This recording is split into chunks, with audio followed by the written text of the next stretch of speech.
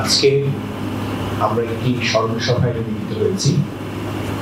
আমার কাছে মনে হয় যে 50-এর দশকের 52 ভাষা আন্দোলনের পর থেকে যে পূর্ববঙ্গের বাঙালিরা যে রাজনৈতিক এবং সাংস্কৃতিকভাবে সংগঠিত হতে শুরু করেছিলেন, তারই একটি ধারাবাহিকতায় 60-এর দশকে বাংলাদেশি ফিল্ম সোসাইটি আন্দোলন শুরু হয়। আরো কিছু পরে যেরকম নাট্য আন্দোলন শুরু হয়। এভাবেই কতগুলো জনপরিসর তৈরি হয়েছিল, যেগুলোকে আমরা হয়তো সমাজ বিজ্ঞানের ভাষায় পাবলিক স্ফিয়ার বলতে পারি। আমরা যখন 70 দশকের শেষে এই আন্দোলনের সাথে যুক্ত হলাম, তখন আমরা এসে দেখেছি যে এই জনপরিসরটি আমাদের অ্যাটলিস্ট আমাদের নাগরিক জীবনে কিছু তরঙ্গ তুলতে সক্ষম।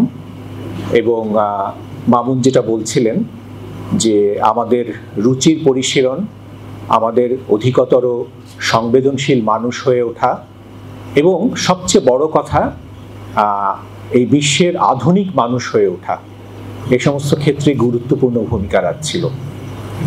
এই ভূমিকা রাখার পেছনে নিরন্তর যে সমস্ত মানুষগুলো কাজ করে গেছেন, আজকে খসরু ভাই নেই, কবির ভাই নেই, তারপরে তাদের পরবর্তী জেনারেশনের যারা ছিলেন তারাও প্রায় সবাই চলে গেছেন। রিজভী ভাই এবং শেমি আপার যাওয়া সেই ধারাবাহিকতারই একটি অংশ। আমরা তাদের কাছ থেকে একটি অবস্থা পেয়েছিলাম যেখানে চলচ্চিত্র নিয়ে আমরা যখন কথা বলতাম, তখন আমাদের ঝগড়াগুলো মন্তাজ আর মিজোসিন নিয়ে হতো, ভিম ভেন্ডার্স বা ফাসবিন্ডার নিয়ে হতো, রুশ ধ্রুপদী চলচ্চিত্র বনাম ফরাসি নবতরঙ্গ নিয়ে হতো। আমাদের কখনো আম্মাজান ভালো ছবি কিনা এটা নিয়ে হাত কামড়াতে হয়নি এবং কাউকে বোঝাতে হয়নি যে সেটি সমাজের অন্য তাত্ত্বিক আলোচ্য বিষয় হলেও চলচ্চিত্রকে যারা শিল্প হিসেবে ভালোবাসতে এসছেন তাদের আলোচনার বিষয় নয়। কিন্তু এখন আমাদের জায়গাটা ছোট হয়ে আসছে এবং আমাদের নিত্যই ভালো চলচ্চিত্রের সাথে আরো অনেক ধরনের চলচ্চিত্র কর্মের সাথে আমাদের নিরন্তর এক ধরনের কথা বলতে হচ্ছে। তো এই যে বিষয়টা চলছিল, এর ভেতরে রিজভী ভাইকে আমার এদের প্রত্যেকের সাথেই, আমি একটু নিভৃতচারী মানুষ, আমার ব্যক্তিগত পরিচয় খুব কম। আমার মনে আছে যে রিজভী ভাইকে আমি প্রথম দেখি হচ্ছে টেলিভিশনে। উনি পোল্যান্ড থেকে ফেরার পরে আব্দুল্লাল মামুনের একটি নাটকে উনি অভিনয় করেছিলেন এবং সেই নাটকে উনি মানসিকভাবে বিপর্যস্ত এক তরুণের ভূমিকায় অভিনয় করেছিলেন, সেটি আমার মনে আছে। আমার বড় ভাই তখন আর্কাইভে ফিল্ম অ্যাপ্রিসিয়েশন কোর্স করছে, 3য় ব্যাচের ছাত্র ছিল সে, এবং সে আমাকে বলেছিল যিনি হচ্ছেন হায়দার রিজভী, ইনি পোল্যান্ড থেকে পড়াশোনা করে এসছেন, অসাধারণ একজন শিক্ষক। এই কথাটি জানতে পারি এবং তারপরে যে 70 দশকে তার সাথে খুব দেখা হয়েছে বিষয়টি এরকম নয়। কিন্তু উনি যখন পরে ফিরলেন এবং পরে ফিরে যখন শিক্ষকতায় নিযুক্ত হলেন, তখন দেখেছি যে ওনার ছাত্ররা ওনার বিষয়ে প্রচুর আলোচনা করেন এবং তাদের যেসব শিক্ষকরা এক ধরনের তরঙ্গ তোলেন সেই ব্যাপারটা তার ভেতরে ছিল।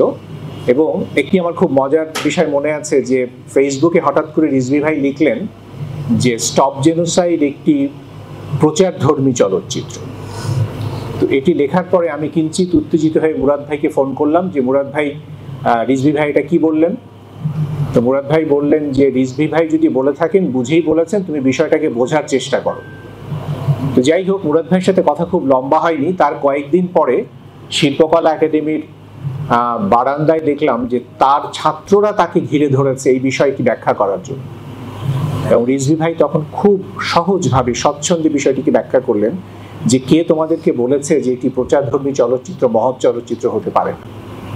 তাহলে ব্রিটিশ পোস্ট অফিস গ্রুপের চলচ্চিত্রগুলো বা কি, বা তার উল্টো দিকে লেভি রেনিনস্টাইনের ছবিগুলোই বা তাহলে কি, জার্মান অসাধারণ যে সমস্ত চলচ্চিত্র সেগুলোই বা তাহলে কি? তো দেখা গেল যে তিনি ছাত্রদেরকে এভাবে এক ধরনের কনভিন্স করতে সক্ষম হলেন, আমি যে কথাটি বলবো আর কি। এইভাবে আমার কাছে মনে হয়েছে যে আমি যে আধুনিক মানুষের কথা বললাম, আমাদের চলচ্চিত্র অঙ্গনে রিজভী ভাই একজন সত্যিকারের আধুনিক মানুষ ছিলেন। এবং এই আধুনিকতার যুদ্ধটি কিন্তু আমাদের শেষ হয়নি, বরঞ্চ আমাদের ক্রাইসিসটা হচ্ছে এরকম যে আমরা আধুনিকতাকে বাইপাস করে পোস্ট মডার্নিজমে পৌঁছে গেছি এবং যে কারণে আমাদের নানা রকম সংকট হচ্ছে, আত্মপরিচয়ের সংকট হচ্ছে, সমাজে নানা রকম সংকট হচ্ছে, রাজনৈতিক সংকট হচ্ছে। এর বড় কারণটি বোধহয় ওইখানে যে রিজভী ভাইয়ের মতন যথেষ্ট মানুষ আমাদের সমাজের বিভিন্ন অঙ্গনে নেই। আর শেমি আপাকে আমাদের প্রথম দেখা সেই 70 দশকের শেষে খসরু ভাইয়ের সেগুনবাগিচার যে চলক কার্যালয় ছিল বাংলাদেশ চলচ্চিত্র সংসদের, সেখানে শেমি আপা আমাদের দৃষ্টি আকর্ষণ করতেন, কারণ তখন চলচ্চিত্র সংসদ আন্দোলনে নারীদের উপস্থিতি তেমন ছিল না। শেমি আপাকে আর শামীম আপাকেই আমরা দেখতাম। শামীম আপা শেমি আপার চেয়ে কিছু জুনিয়র। তো সেখানে তাদেরকে দেখে সমাজ যে আগাচ্ছে সেটা আমরা বুঝতে পারতাম। এবং পরবর্তীকালে যেটা দেখেছি, শেমি আপা যখন ফেডারেশনের প্রেসিডেন্ট হলেন, তখন দেখেছি যে ওনার যে অভিভাবক সুলভ ভূমিকার কথা মামুন বললেন, সেই বিষয়টিকে কাছ থেকে দেখেছি। উনি ঝগড়া বিবাদ মেটাতে ভূমিকা পালন করেছেন এবং ধৈর্য ধরে সবার কথা শুনতেন, বোঝার চেষ্টা করতেন যে আসলে সবার পালসটা কি, সেই পালসটাকে ধরে সেইভাবে তিনি সলিউশন দেওয়ার চেষ্টা করতেন। একেবারে শেষ দেখা হলো 2023 সনে তারই বাসায়, এই 50 বছর পূর্তির একটা আলোচনা অনুষ্ঠানে। শেমি আপার বাসায় আয়োজনটি হল ধানমন্ডির বাসায়, ইকরাম ভাই ছিলেন, পরে এসে আমাদের সাথে দেখা করলেন ইকরাম ভাই। তো সেইখানে শেমি আপা আমাদেরকে এতটাই আপন ভাবতেন যে তখন ওনাদের ঢাকার বাইরের কোনো একটা জায়গা থেকে ওনাদের গাছের আম এসছে, তো আমাদের প্রত্যেকে একটা করে প্যাকেট ধরিয়ে দিলেন এবং মোর্শেদ ভাইকে উনি 2টো প্যাকেট ধরিয়ে দিলেন।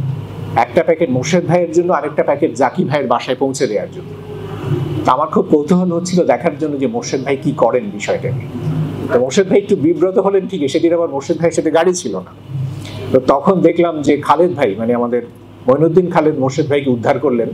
উনি মোর্শেদ ভাইকে বললেন, চলেন চলেন আমরা দুজন মিলে জাকি ভাইয়ের বাসায় আমটা দিয়ে যাই। তো এইভাবে শেমি আপা আমাদের জন্য একটা বড় পরিবার তৈরি করেছিলেন গত 10-12 বছর সময়। চলচ্চিত্র সংসদের অঙ্গনে গেলে সেটাকে আমরা পেতাম। এই যে 18 সন থেকে আমাদের এখানে একটা মৃত্যুর মিছিল শুরু হলো। আনোয়ার ভাই চলে গেলেন, তারপর টুটুল ভাই চলে গেলেন, তারপরে খসরু ভাই চলে গেলেন, তারপরে সুশীলদা চলে গেলেন, তারপরে মাহবুব ভাই চলে গেলেন, মাঝখানে শামীম, আমাদের সাইদুল আউয়াল শামীম ভাই মারা গেলেন। তো এই সমস্ত প্রক্রিয়াতে এতে অনুষ্ঠানও বেশি হয়েছে, কারণ বারবার আমাদের স্মরণ সভা করতে হয়েছে। সেই সব সভাতে আমরা শেমি আপাকে পেয়েছি। আজ শেমি আপা নেই, হায়দার ভাই নেই, এভাবে এই যাওয়ার প্রক্রিয়াটা চলতেই থাকবে, কারণ এটাই মানুষের নিয়তি এবং ধরন। কিন্তু মামুন যে কথাটা বললেন সেই কথাটা দিয়েই আমি আসলে শেষ করতে চাই। সেটা হচ্ছে যে তাদের যে প্রচেষ্টা, এই প্রচেষ্টার ধারাটাকে আসলে অব্যাহত রাখতে হবে, এবং অব্যাহত যদি রাখতে হয় তাহলে আমাদের সম্ভাবনা মানুষ কমতে কমতে 50 জনে ঠেকেছে। এবং মামুন বলেনি, কিন্তু আমার বয়সটা একটু বেশি, আমার জন্য বলাটা কঠিন না। এই 50 জন মানুষের আবার আমাদের ভেতরে দেখা যাবে যে 4-5 রকম পথ, 4-5 রকম মত। দল কথাটা না বললাম। তো এটা থেকে বোধহয় আমাদের বেরোতে হবে। আমাদের বেরিয়ে অ্যাটলিস্ট চলচ্চিত্রের আমরা যে লোকগুলো আছি, যারা মোটামুটি 60-এর সেই আধুনিক মানুষ হয়ে ওঠার প্রক্রিয়াতে কোনো না কোনো সময় যুক্ত হয়েছি, তাদেরকে একত্রিত হতে হবে। একত্রিত হয়ে আমাদেরকে কাজটাকে এগিয়ে নিয়ে যেতে হবে। এটা যদি আমরা না করতে পারি তাহলে শুধু স্মরণ সভা করে আমরা আমাদের এই বিরাট যে জার্নি, যে যাত্রা, সেই যাত্রাটিকে ধরে রাখতে পারবো। আপনাদের মনোযোগের জন্য অসংখ্য ধন্যবাদ।